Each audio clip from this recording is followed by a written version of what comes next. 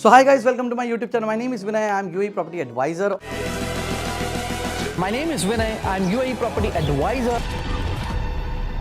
Now I am become death, the destroyer of worlds. और आज मैं आपको कोई प्रॉपर्टी नहीं दिखाने वाला हूँ, बट मैं आज आपको कंपैरेटिव एनालिसिस देने वाला हूँ। किस चीज़ का कंपैरेटिव एनालिसिस देने वाला हूँ? वो इस चीज़ का देना चाहता हूँ क्योंकि दुबई में प्रॉपर्टीज हमने दिखा दी, पूरे यूएई में दिखा दी, शारजा में दिखा दी, अबू धाबी में दिखा दी, रासल खेमा में दिखा दी, अजमान में दिखा दी। प्रॉपर्टीज तो हम दिखा रहे हैं और ये भी बता रहे हैं कि दुबई में एडवांटेजेस क्या क्या है, लेकिन हमने कभी कंपैरेटिव एनालिसिस नहीं दिया है। आज मैं आपको ओवरऑल टैक्सेशन का, जो दुबई से काफ़ी ज़्यादा कनेक्टेड है, स्पेशली अगर बात करो मुझसे बहुत ज़्यादा कनेक्टेड है, जैसे कि कनाडा हो गया, यूके हो गया, यूएस हो गया, इंडिया और पाकिस्तान।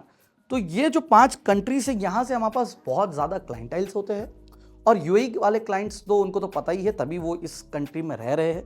तो एडवांटेजेस क्या है वो मैं आपको पहले बता देता हूँ और टैक्सेशन क्या है वो भी बता देता हूँ। एडवांटेजेस अगर मैं बात करूँ इन कंट्रीज़ की, स्पेशली कनाडा का, यूके और यूएस का, यहाँ पे आपको अगर हैवी टैक्स देना पड़ रहा है तो इसमें आपको ना हॉस्पिटल का पेमेंट करना है, ना आपको ना एजुकेशन का नहीं देना है, बहुत सारी चीज़ें फ्री है। अगर आप अनएम्प्लॉयड हो तो आपको अनएम्प्लॉयमेंट का भी आपको घर बैठे पैसा मिल रहा होता है। तो बहुत सारे एडवांटेजेस तो हम लोग देखते रहते हैं। लेकिन अगर मैं बात करूं इसके कंपैरेटिवली इंडिया और पाकिस्तान की, तो इंडिया और पाकिस्तान में भी गवर्नमेंट स्कूल्स, गवर्नमेंट हॉस्पिटल्स है, लेकिन हम लोग ज़्यादातर लोग नहीं जाते इंडिया और पाकिस्तान में गवर्नमेंट हॉस्पिटल और स्कूल्स में। इवन यहाँ पे भी हर बंदा जो कनाडा में, यूएस में या यूके में है, वो हर बंदा गवर्नमेंट स्कूल या गवर्नमेंट हॉस्पिटल में नहीं जाता। अगर जाते भी है तो एक क्लास अलग है और नहीं जाते उनकी क्लास अलग है। हम एक बात को समझना चाहिए। मेरा एक टारगेट है इस वीडियो से कि मैं आपको ये समझाऊं कि आप कितना पैसा कमा रहे हो, कितना पैसा आप टैक्सेशन में दे रहे हो और उस टैक्सेशन का आपको एडवांटेजेस कितने हैं और उस एडवांटेजेस की क्या वैल्यू है उतने पैसों की, वो आपको आज समझना होगा। क्यों समझना होगा? क्योंकि ये आपका हार्ड अर्न मनी है। आप 12 घंटे, 16 घंटे अगर आप काम कर रहे हो, 8 घंटे अगर आप काम कर रहे हो, तो उसके पीछे जो आप पैसा बना रहे हो, तो वो पैसा अगर गवर्नमेंट ही लेके चले जाएगी आधा, तो आपके पास रह क्या जाएगा? तो वो सारी चीज़ें, प्लस मुझे कहीं ना कहीं ये लगता है, अगर मैं कंपेयर करूं इसी चीज़ को कि भाई वर्थ कितनी बन रही है, टैक्सेशन जो मैं पे कर रहा हूं उसके अगेंस्ट जो मैं फैसिलिटी यूज़ कर रहा हूं, क्या वो उतना वर्ती है या नहीं है, वो इंपॉर्टेंट है। और सबके लिए अलग अलग है। अगर आपकी इनकम बहुत ज़्यादा है तो आप बहुत ज़्यादा टैक्स पे कर रहे हो, लेकिन क्या आप उतना फैसिलिटीज़ गवर्नमेंट से ले रहे हो, यूज़ कर रहे हो? क्योंकि जो ज़्यादा पैसे कमा रहे हैं वो तो प्राइवेट हॉस्पिटल में, प्राइवेट स्कूल्स में जा रहे हैं, बड़ी बड़ी यूनिवर्सिटीज़ में जा रहे हैं। तो फिर हैवी टैक्सेस जो ज़्यादा कमा रहे हैं उनके लिए क्या फ़ायदा है? मेरे हिसाब से फ़ायदा नहीं है, वर्थ नहीं है। क्योंकि मैं भी कभी गवर्नमेंट हॉस्पिटल में नहीं गया, गवर्नमेंट स्कूल में नहीं गया इंडिया में। तो वही चीज़ है जो बाकी लोग को भी चल रही है। अब मैं आपको ये दिखाना चाहता हूँ सबसे पहले, कनाडा, यूके, यूएस, इंडिया और पाकिस्तान, अगर हम इनकी करेंसीज को कैलकुलेट करें तो कितना कंपैरेटिव एनालिसिस होता है वो देखते हैं। एक दिरहम कितना बनता है? अगर एक कैनेडियन डॉलर की बात करूं तो 2.68 दिरहम होता है। ग्रेट ब्रिटेन पाउंड की अगर मैं बात करूं तो वो होता है लगभग 4.5 दिरहम का। 1 यूएस डॉलर 3.66। और सबसे खास बात क्या है दुबई की, यूएई की, कि 3.66 पे ये यूएई की करेंसी यूएस की करेंसी के साथ लॉक्ड है। इसका मतलब क्या है वो आगे वाले उसमें आपको समझ आएगा। जैसे इंडियन करेंसी, एक दिरहम राइट नाउ 23.50 हो चुका है, 23.50 आज की तारीख में। 4 साल पहले 18, उसके पहले 15, उसके पहले 12। तो ये करेंसी ऊपर नीचे हो रही है। क्यों? क्योंकि यूएस की करेंसी से आप कैलकुलेट करते हो मार्केट के अंदर। फिर पाकिस्तान की करेंसी की बात करें तो आज लगभग 75 रुपए का एक दिरहम हो गया है। तो ये करेंसी के फ्लक्चुएशंस के वजह से इकॉनमी ऊपर नीचे हो रही है, लेकिन यूएई की करेंसी स्ट्रांग बनते जा रही है। जितना रुपया गिर रहा है उतना स्ट्रांग यूएई का करेंसी हो रहा है। क्यों हो रहा है? क्योंकि यूएस डॉलर बढ़ रहा है हर साल। तो आपको हर साल सबसे पहला एडवांटेज 5% आपको एप्रिसिएशन करेंसी में ही हो रहा है। अगर आपके पास 2-5 करोड़ रुपए है तो उससे आप अगर कहीं इन्वेस्ट नहीं करते हो, आपको डर लगता है, तो आप सिर्फ यूएई में अकाउंट खोल के उसमें आप सिर्फ डाल दो पैसा, हर साल 5% के हिसाब से, तो वो बढ़ ही रहा है। ठीक है, उसके बाद हम बात करते हैं सबसे पहले टैक्सेशन की। हम बात करेंगे उसमें क्या क्या कवर करेंगे, इनकम टैक्स, फिर उसके बाद में हम होम लोन की भी बात करेंगे, आरओआई की बात करेंगे, प्रॉपर्टी गेन टैक्स की जो कैपिटल गेन टैक्स होता है, और रेंटल टैक्स की भी हम बात करेंगे। तो कनाडा के अंदर अगर इनकम टैक्स की बात करें तो 15% से स्टार्ट होता है और वो जाता है ऑल द वे 33% तक के। मतलब अगर आप 100 रुपये कमा रहे हो या 100 कैनेडियन डॉलर कमा रहे हो तो वो आप उसका 33% आपको गवर्नमेंट को देना है। अगर यूके की बात करें तो आपको मैक्सिमम स्लैब जो जाता है 45% तक जाता है। 45% तो भाई ऐसे हो गया कि आपकी गवर्नमेंट ही आपकी पार्टनरशिप में ऐड हो गई है, वो भी 45-55 के रेशो में। अगर नुकसान हो गया तो वो तुम्हारा, लेकिन अगर टैक्स की बात करें तो वो 45% आपसे लेगे, डिपेंड करता है आपकी इनकम पे। उसके बाद यूएस की बात करें तो 37% का टैक्सेशन है। इंडिया की अगर बात करें तो 30% आपका टैक्सेशन आ गया। अगर 1 करोड़ के ऊपर है तो शायद 40% भी आपको टैक्स भरना पड़ सकता है। और पाकिस्तान की बात करें तो 35%, 35% आपका टैक्सेशन है। और दुबई की अगर मैं बात करूं तो दुबई में टैक्स आपको देना पड़ता है, इनकम टैक्स है 0। जी हाँ, दुबई में एक टैक्स स्टार्ट हुआ है, कॉर्पोरेट टैक्स, बट अभी तक किसी ने पे नहीं किया है, पहली बार पे आउट होगा। और वो भी बहुत ज़्यादा नहीं, वो 9% है, लेकिन याद रखो वो कॉर्पोरेट्स पे है, इंडिविजुअल इनकम पे नहीं है, तो वो कॉर्पोरेट्स पे है। ठीक है, अब बात करते हैं हम होम लोन की। हम बात करेंगे होम लोन सीधा सीधा आपकी आरओआई पे इम्पैक्ट डालेगा। होम लोन आदमी क्यों लेता है? खुद के घर रहने के लिए, मतलब रेंट अवॉइड करने के लिए, समझ में आता है, ठीक है। लेकिन अगर आप इन्वेस्टमेंट के हिसाब से देखते हो प्रॉपर्टी और उसके लिए आप होम लोन लेते हो, तो क्या आपको वो नेगेटिव रिटर्न्स दे रही है या पॉजिटिव रिटर्न्स दे रही है, वो डिपेंड करेगा आपकी आरओआई पे। उसके बाद वो सीधा सीधा डिपेंड करेगा आपके होम लोन के इंटरेस्ट रेट पे। तो वो जानेंगे अभी इसी वीडियो के अंदर। होम लोन की अगर बात करूँ तो कनाडा में लगभग 8% के हिसाब से आपको होम लोन मिलता है, यूके में 8.5% के हिसाब से 8.5 के आसपास, यूएसए के अंदर अगर बात करूँ तो 6 to 8% हो गया, इंडिया में अराउंड 8 to 10% हो गया, और पाकिस्तान में अराउंड 7 to 8% आपका होम लोन है इंटरेस्ट रेट। अगर दुबई की बात करें तो वो है अराउंड 4%, और अगर इंटरनेशनल क्लाइंट्स है जो नॉन रेसिडेंट्स है यहाँ के, दुबई के, यूएई के, उनके लिए लगभग 5%, वो भी कम है, बहुत कम है। तो अगर आरओआई आपकी, मैं आरओआई पे आता हूँ, फिर उसके बाद कंपैरेटिव एनालिसिस दूंगा। तो होम लोन आपने ले लिया 8%, 8.5%, 6 to 8, 8 to 10 और 7 to 8% के हिसाब से अपनी अपनी कंट्रीज में। लेकिन आरओआई अगर हम बात करेंगे, कनाडा की लगभग 4 से 5% की आरओआई मिल रही है आपको वहाँ पे, यूके में आपको 5 से 6% की आरओआई मिल रही है, उसके बाद आपको यूएसए में 5 से 6% की आरओआई मिल रही है, और इंडिया में आपको सिर्फ 3 से 4% की आरओआई है, और पाकिस्तान में भी आपको सिर्फ 3 से 4% की आरओआई है। तो अगर हम ये बात करें, मैंने एक प्रॉपर्टी खरीदी जिसमें मैंने डाउन पेमेंट 20% अपने जेब से दिया, फिर रजिस्ट्री करवाई, उसके बाद में मैंने उस प्रॉपर्टी को इन्वेस्टमेंट के हिसाब से छोड़ दिया, रख दिया, तो उसके बाद मुझे पैसा आना चाहिए या मेरे जेब से जाना चाहिए, यहाँ पे डिपेंड करेगा। तो आरओआई अगर जब आपकी मैक्सिमम अगर कनाडा में ले ले 5% भी है और आपका इंटरेस्ट रेट 8% है, तो आप -3 में चल रही है आपकी आरओआई मेरे हिसाब से, अगर आप देखो तो यहाँ पे 3% का आपको लॉस हो रहा है। यूके के अंदर आपको लगभग फिर 3, 3.5, 4% का लॉस हो रहा है। यूएसए के अंदर आपको डिपेंड करेगा, आपको आरओआई अगर 6% आ रही, क्योंकि 5 से 6% आ रही है, और 6% पे आपने इंटरेस्ट लिया हुआ, लोन लिया हुआ, इंटरेस्ट रेट आपका 6% है, तो आपका नल एंड वॉइड हो जाएगा। लेकिन अगर आपकी आरओआई 5% आ रही है और आपका इंटरेस्ट रेट 9%, 8% आ गया, यूएसए में 8% आ गया, तो आप फिर से -3 में चले गए। और इंडिया के अंदर तो आपका 3 से 4% की आरओआई आ रही है, और अगर आप कंपेयर करते हो इंटरेस्ट रेट से 8 से 10% का है, तो ये तो आप किसी कीमत में भी पॉजिटिव नहीं जा सकते, आपको कम करना होगा।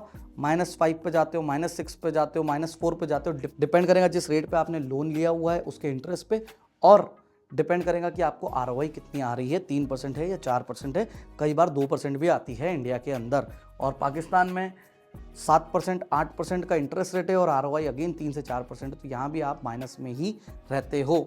और अगर आप प्रॉपर्टी खरीद के आरओआई ले रहे हो, आप खुश हो रहे हो, तो यहाँ पे एक सवाल है, क्या आपने कैलकुलेशन सही से किया है? प्रॉपर्टी खरीदने के बाद, किसी और को रखने के बाद, उसके बाद में आप फिर जेब से ही पैसे भर रहे हो, तो आप इन्वेस्टमेंट कर रहे हो या क्या कर रहे हो, मुझे समझ नहीं आता। लेकिन दुबई की अगर बात करूं, आरओआई की 8 से 12% का आरओआई है। होम लोन की अगर मैं बात करूं 4% के आसपास इंटरेस्ट रेट आता है, लेकिन अगर आप इंटरनेशनल बायर हो तो 5% हो जाता है। बावजूद उसके अगर आप देखो 5% पे लेके 8% आपको आरओआई भी आ रहा है। और वर्स्ट कम सिनेरियो में नेट आरओआई की बात करें, क्योंकि हमने इंडिया में या किसी भी सिनेरियो में सर्विस चार्जेस नहीं ऐड किए हैं, जिसको हम मेंटेनेंस भी कहते हैं सीधी आसान शब्दों में। तो सीधे और आसान शब्दों में मैं बोलूँ तो मेंटेनेंस का कॉस्ट जो है वो आपको फिर से तोड़ेगा, क्योंकि वो कितनी भी कम्युनिटी कैसी भी हो, बेसिक हो, कुछ भी हो, कुछ तो पेमेंट करनी ही होगी। तो वहाँ पे आपको 0.5% देना होगा या आपको 1% देना होगा, तो उसके बाद आपका नेट आरओआई घट के और कम हो जाएगा। तो ये चीज़ें बहुत ध्यान रखें। अब बात करते हैं प्रॉपर्टी गेन टैक्स की या कैपिटल गेन टैक्स की, जिसमें सबसे आगे है कनाडा। जी हाँ, कनाडा ने बाजी मारी है और वो ऐसे मारी है कि उनके पास में प्रॉपर्टी गेन टैक्स लगभग 60% है। तो अगर आपने 1 करोड़ की प्रॉपर्टी खरीदी है और उसको 5 साल तक रखा है, 5 साल बाद उसको बेच रहे हो और आप खुश हो कि आपकी प्रॉपर्टी के रेट डबल हो गए और प्रॉपर्टी 2 करोड़ में बिक रही है, तो खुश होने के पहले ये कैलकुलेशन समझो। जो आपका प्रॉफिट हो रहा है 1 करोड़, तो उसका 60% जो कि होता है 60 लाख, 60 लाख सीधा सीधा गवर्नमेंट आपका लेके जा रही है। पीछे बचता है सिर्फ 40 लाख जो आपका एक्चुअल में अर्निंग है। तो आपने 1 करोड़ की प्रॉपर्टी खरीदी जरूर थी, 2 करोड़ में बेची जरूर है, लेकिन प्रॉफिट आपको सिर्फ 40 लाख का हुआ है, क्योंकि 60 लाख तो गवर्नमेंट लेके गई है बिना कुछ करे, बिना कोई सपोर्ट करे। तो वो चीज़ भी आपके लिए मायने रखती है, बहुत इंपॉर्टेंट है, क्योंकि 1 करोड़ आपने लगाया और 5 साल तक वेट किया और 40 लाख रुपए ही अगर आपके बने, तो आपका ईयरली एप्रिसिएशन हुआ है 8% का, बहुत कम है। तो आप सोचे कनाडा में इन्वेस्ट करना है कि दुबई में करना है, दुबई में क्यों करना है वो भी मैं बताऊंगा। उसके बाद बात करते हैं यूके की। यूके में ये घटकर हो जाता है 24%, जो कि कम है लेकिन है, ज़्यादा है। उसके बाद यूएसए में 15%, इंडिया में शॉर्ट टर्म में 20 और लॉन्ग टर्म में 12.5 या जो भी कम होगा वो। और पाकिस्तान में फ्लैट 12.5% है। मतलब अगर आपने 1 करोड़ की प्रॉपर्टी खरीदी है, 2 करोड़ में बेची है, तो प्रॉफिट होगा 1 करोड़ का, उसका 12.5% मतलब 12.5 लाख रुपए गवर्नमेंट को जाएगा। वो तो जाना ही है, लेकिन फिर भी अदर सिनेरियोस में बेटर है। लेकिन अगर दुबई की बात करें तो दुबई के अंदर आपको कोई प्रॉपर्टी गेन टैक्स नहीं देना है। यहाँ पे प्रॉपर्टीज इसीलिए सबसे ज़्यादा फ्लिप होती है, लोग खरीदते हैं, जब लॉन्च होती है हैंडओवर तक आता है, वो जेब से सिर्फ 50% पेमेंट करता है, 50% उसको हैंडओवर पे करना होता है। तो जो 1 करोड़ की प्रॉपर्टी खरीदी है वो हैंडओवर तक के लगभग 2 करोड़ की हो ही जाती है 3 साल में, और जेब से पेमेंट गया होता है सिर्फ 50 लाख, 50%। लेकिन प्रॉफिट तो पूरी प्रॉपर्टी पे होगा। 1 करोड़ की चीज़ अगर 2 करोड़ की होगी, तो जो इनिशियल इन्वेस्टमेंट 50 लाख का इन्होंने किया था दुबई के अंदर, वो अब उनको मिल रहा है 1.5 करोड़ का रिटर्न। मतलब 1 करोड़ का प्रॉफिट, 50 लाख जेब से लगाया हुआ, जो 50 लाख आए वो डेवलपर को वापस दे दिए, तभी तो वो प्रॉपर्टी के लिए एनओसी देगा, बेचने देगा। तो ये सारे सिनेरियो है। तो दुबई में आपको प्रॉपर्टी गेन टैक्स कोई नहीं लग रहा है, आप सिर्फ 50% पेमेंट करते हो, 3-4 साल बाद आपकी प्रॉपर्टी हैंडओवर पे आती है और वो प्रॉपर्टी का रेट डबल हो जाता है ऑलमोस्ट। ये ज़्यादातर होता है टाउन हाउस और विलास के सिनेरियो में, और अपार्टमेंट्स के सिनेरियो में प्रॉपर्टी का एप्रिसिएशन थोड़ा सा स्लो होता है, लेकिन वो भी 50% तक आपको एप्रिसिएशन तो दे ही देती है। तो जब आपकी प्रॉपर्टी रेडी हो गई तो ऑब्वियसली उसको रेंट पे भी लगाओगे। अगर आपने पोजीशन ले लिया है, होम लोन भी ले लिया है, तो पोजीशन के बाद भी आपको एक टैक्स देना होता है, जो कि होता है रेंटल के ऊपर टैक्स। जी हाँ, कनाडा के अंदर रेंटल के ऊपर भी सबसे ज़्यादा टैक्स है। अगर आप रेंटल इनकम से अपना जीवन निकालना चाहते हो आगे का पूरा, कि भैया मैंने 5, 7, 10 प्रॉपर्टी बना लिया, अब इससे रेंट आएगा और इसी से मैं एंजॉय करूँगा लाइफ, तो थोड़ा रुको, थोड़ा समझो कि पैसा आएगा कितना। आपको रेंट ज़रूर आ रहा होगा महीने के 1 लाख रुपए, लेकिन क्या 1 लाख रुपए सूखे आपके जेब में जाएंगे? जी नहीं, कैसे जाने देंगे, क्योंकि गवर्नमेंट जो बैठी है वहाँ पे, तो गवर्नमेंट जो बैठी है वो बोल रही है आप कनाडा में अगर रह रहे हो तो आप रेंट आउट कर रहे हो आपकी प्रॉपर्टी कनाडा के अंदर, तो आपको 26.50 मतलब 26.5% का रेंटल टैक्स आपको देना है कैनेडियन गवर्नमेंट को, जो रेंट से आपका इनकम सोर्स जनरेट हो रहा है। उसके बाद यूके का है 20%, यूएसए का है 10%, इंडिया में होता है 31% और पाकिस्तान में होता है सिर्फ 5%। लेकिन एक मिनट रुकिए, ज़्यादा खुश मत होइए, दुबई में है 0 रेंटल टैक्स। जी हाँ, दुबई में मैं खुद 7 साल से रह रहा हूँ और मेरी खुद की काफ़ी सारी प्रॉपर्टीज़ है दुबई में, 6-7 प्रॉपर्टीज़ है। मैं कोई रेंटल का टैक्स नहीं देता। मैंने कुछ प्रॉपर्टीज़ बेची है, उसके ऊपर कोई कैपिटल गेन मैंने नहीं दिया है और एप्रिसिएशन सबसे फास्ट हो रहा है, प्रॉपर्टी के रेट डबल हो रहे हैं और इनकम टैक्स भी 0 है। जी हाँ, कॉर्पोरेट टैक्स है, मैं बता रहा हूँ, लेकिन वो भी सिर्फ 9% है। बाकी कंट्री की तरह नहीं, 40%, 45%, 35% कॉर्पोरेट टैक्स अभी आया है, अभी लोगों ने भरा भी नहीं है, भरने के लिए आपको नोटिस भी नहीं आया। तो वो एक इम्पॉर्टेंट चीज़ है और उसमें भी बहुत सारे क्लॉजेस है। तो यहाँ पे अगर आप देख रहे हो इन्वेस्टमेंट के हिसाब से, आप सोचे आपका बहुत मेहनत का पैसा ही है। अब इतनी मेहनत करके पैसा लेकर आ रहे हो, क्या पूरा पैसा आप घर ले जा रहे हो? क्या उस पैसे का पूरा एंजॉय कर पा रहे हो, मज़ा ले पा रहे हो? नहीं कर पा रहे हो। क्या आप कभी भी पूरा पैसा विड्रॉ कर सकते हो बैंक से? नहीं कर सकते हो। दुबई में कर सकते हो, कुछ नहीं है। क्यों? क्योंकि गवर्नमेंट बोलती है आपका पैसा है, आपको निकालना है निकालो, रखना है रखो। क्रिप्टो की बैंक खोल दी है दुबई के अंदर, तो it's a first bank in the world. Crypto की बैंक दुबई में खुल गई। ये वो देश है, ये वो सिटी है जो वर्ल्ड में सेफेस्ट है, फास्टेस्ट है और इनको जो भी चीज़ चाहिए वो नंबर 1 पे चाहिए। अभी अगर मैं दुबई के प्लान की बात करूं, 2030 में दुबई में अक्रॉस एंटायर दुबई आपको मेट्रो मिलने वाली है। मेट्रो 2030 का प्लान आप सर्च करें, नहीं सर्च होता है तो आप मेरे वीडियोस चेक करें, उसमें मैंने डाला हुआ है। हर जगह आपको मेट्रो लाइन्स आ रही है। वर्ल्ड में सबसे बड़ा एयरपोर्ट ये बना रहे, अभी लंदन हिथरो सबसे बड़ा है, उसका डबल साइज़ का एयरपोर्ट इन्होंने ऑलरेडी बना दिया, ऑपरेशनल भी है, लेकिन 100% ऑपरेशंस वहाँ से स्टार्ट नहीं हुए, वो हो गए। और जब हो गए तब आपको समझ आएगा। अल मक्तूम एयरपोर्ट आप सर्च करिए। उसके बाद अगर मैं बात करूँ 2040 की, जी हाँ, विजन 2040 क्या है? इसमें पॉपुलेशन को डबल करना है। अगर आप पिछले 15 सालों में देखो तो पॉपुलेशन डबल ऑलरेडी हो चुकी है, डबल से ज़्यादा हुई है। यहाँ से अगर जो कैलकुलेशन ये लेके चल रहे हैं वो लगभग 6 मिलियन पॉपुलेशन की लेकर चल रहे हैं दुबई की, मतलब 60 लाख लोगों की। आज की तारीख में लगभग 38 लाख की पॉपुलेशन है दुबई में, 3.8 मिलियन। लेकिन फ्यूचर में वो चाह रहे हैं आने वाले 15-16 सालों में कि ये हो जाए 6 मिलियन। लेकिन जिस हिसाब से पॉपुलेशन ग्रो हो रही है दुबई की, उस हिसाब से ये मुझे लगता है, या इनके सर्वे के हिसाब से 7.5 से लेके 8 मिलियन तक की पॉपुलेशन हो जाएगी, जिसका मतलब है 75 लाख से 80 लाख तक के लोग यहाँ पे रहेंगे। जब इतने सारे लोग रहेंगे तो ऑब्वियसली टूरिज्म बढ़ेगा, टूरिज्म के लिए भी काम कर रहे हैं, ग्रीनरी बढ़ेंगी, ग्रीनरी के लिए भी काम कर रहे हैं, आपको जो चीज़ चाहिए उसके लिए काम कर रहे हैं, एम्प्लॉयमेंट जनरेट होगा। जब इतना सब कुछ जनरेट होगा तो लोगों को घर लगेंगे, तो और घर चाहिए दुबई में। तो लोगों को लग रहा है जो बबल है, बबल नहीं है, एक पूरी प्रॉपर प्लानिंग है। बुर्ज खलीफा वर्ल्ड की सबसे टॉलेस्ट बिल्डिंग है, बावजूद उसके उससे भी काफ़ी बड़ी बिल्डिंग एक बन रही है जिसका नाम है द क्रीक टावर। वो बिल्डिंग बुर्ज खलीफा से 500 मीटर बड़ी है। बुर्ज खलीफा की हाइट है 830 मीटर, क्रीक टावर की हाइट है 1.3 किलोमीटर। जी हाँ, 1.3 किलोमीटर। और अगर टॉलेस्ट बिल्डिंग्स की ही बात करना है तो दुबई में काफ़ी सारी बिल्डिंग्स है जो 100 फ्लोर्स के ऊपर बनी हुई है। मेरा नहीं ख्याल कि दुबई के अलावा और कोई सिटी में वर्ल्ड में इतनी टॉल बिल्डिंग्स एक साथ एक जगह होगी। तो ये एक इम्पॉर्टेंट चीज़ है।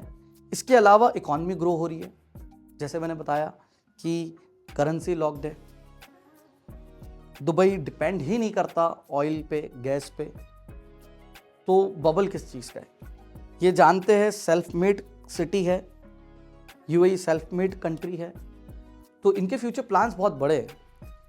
अभी अगर आपको मैं बात करूँ ये सब टैक्सेशन देने के बाद आपको क्या मिलता है? रोड में खड्डा, मैनेजमेंट नहीं, फ्रस्ट्रेशन। दुबई में आपको क्या मिलता है? सारी चीज़ें ऑनलाइन है, इमीडिएटली होती है। आप अपनी प्रॉपर्टी डॉक्यूमेंट्स ऑनलाइन चेक कर सकते हो, कंस्ट्रक्शन अपडेट ऑनलाइन चेक कर सकते हो। रेरा जो आपको सिक्योर करता है सारी चीज़ों से, तो रेरा बहुत इंपॉर्टेंट है। रेरा पूरा ओवरऑल मैनेज करता है, उस पर सब कुछ अवेलेबल है। रेस्ट एप्लीकेशन पर जाओ, आप अपना बिल्डिंग का, प्रोजेक्ट का कंस्ट्रक्शन अपडेट देख सकते हो, पिक्चर्स देख सकते हो, प्रोजेक्ट नंबर डालो, नंबर नहीं पता है तो आप नाम डालो, मिल जाएगा आपको सारा डिटेल्स। जो पेमेंट्स आप करते हो यहाँ पे डेवलपर को, वो एस्क्रो के अकाउंट में जाती है। एस्क्रो अकाउंट गवर्नमेंट कंट्रोल करता है, और एस्क्रो अकाउंट सिर्फ और सिर्फ एक पर्टिकुलर प्रोजेक्ट के लिए होता है। अगर 2 बिल्डिंग है तो एक बिल्डिंग का अलग होगा, दूसरी बिल्डिंग का अलग होगा एस्क्रो अकाउंट। इतनी शक्ति है। और हर 2 महीने बाद यहाँ पे बाकायदा चेकिंग होती है प्रोजेक्ट्स की, उसकी कंस्ट्रक्शन अपडेट आती है, रिपोर्ट आती है, वो रेस्ट एप्लीकेशन पे जाती है। वहाँ से आप पूरी आपकी प्रॉपर्टी की रिपोर्ट डाउनलोड कर सकते हो।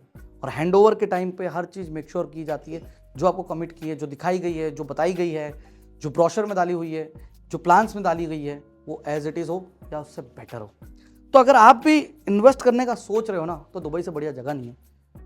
बहुत डेवलपमेंट हो रहा है, काफ़ी कंस्ट्रक्शन हो रहा है, और जितना तेज़ी से ये प्रॉपर्टी बना रहे हैं ना, उससे तेज़ी से ये बिक रही है। तो डिमांड और सप्लाई एक्चुअली मैच भी नहीं हो पा रहा है।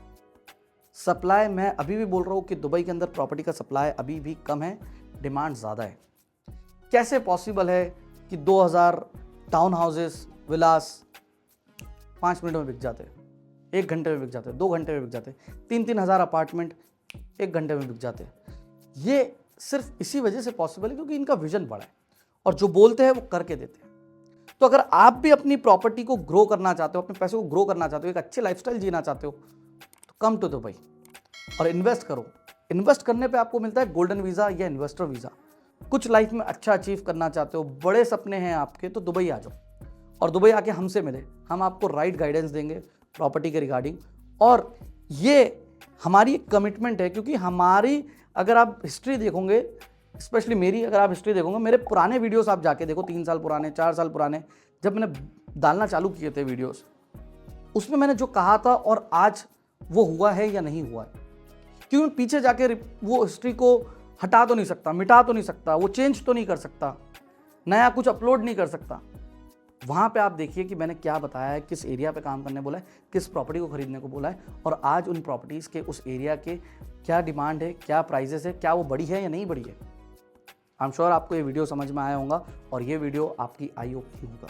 तो अगर आपको भी ये वीडियो अच्छा लगा हो तो एक लाइक और एक शेयर तो बनता है, और फॉलो करें ऐसे ही वीडियो के लिए न्यू हाइट्स रियल एस्टेट को, विनय शाह को। हमारे इंस्टाग्राम पे जाए, हमारे टिकटॉक चैनल पे जाए, जिसपे दूर का दोस्त दुबई से काफ़ी फेमस है। इंडिया में खैर टिकटॉक नहीं चलता, लेकिन बाकी कंट्रीज़ में चलता है। और आप हमारे चैनल्स को भी चेक कर सकते हो, और जो चेक करना है वो चेक करना है ज़रूर विनय शाह की profile. Thank you so much guys for watching this video.